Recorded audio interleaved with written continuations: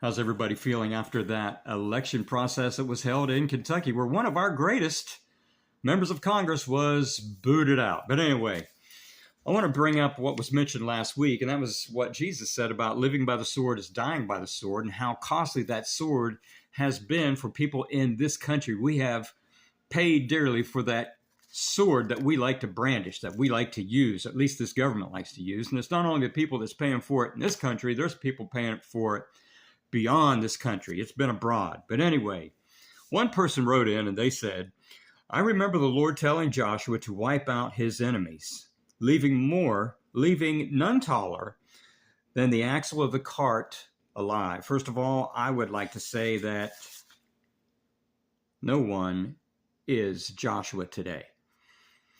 I would also like to say that this government is not Joshua.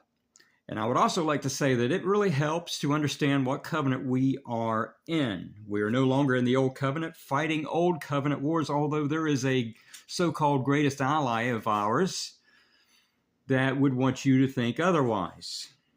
Along with this current administration would like you to think otherwise as well, because they're in bed with each other.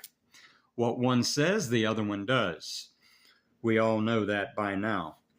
And labeling people, you want to use old covenant terms and label people such as Amalek. We're talking about they are labeling people Amalek, who are the most vulnerable people of all. That is a dangerous, dangerous thing to do. And I believe unless people start to wake up, we will all be considered and labeled as Amalek. I think we need to learn from what's going on. People need to have eyes to see and ears to hear. Now, we also see our president who loves to label those who question his motives, such as Marjorie Taylor Greene, and of course, Thomas Massie, who I believe had his seat stolen out from underneath of him. But that's another story, and that might be brought to light. Maybe it won't. But anyway, I think we understand that when anyone speaks against the machine, I'll just call it the machine, be this country and that greatest ally of ours in the Middle East, when you speak against the machine, people find themselves on the outside looking in.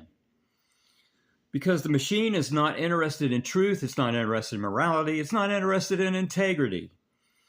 They are more interested in cover-ups or concealment of things such as the Epstein files, regardless of the children who were violated, among other things. So I hope we're all feeling good about our current administration, about what they've done, the money they've spent, along with AIPAC and those who eliminated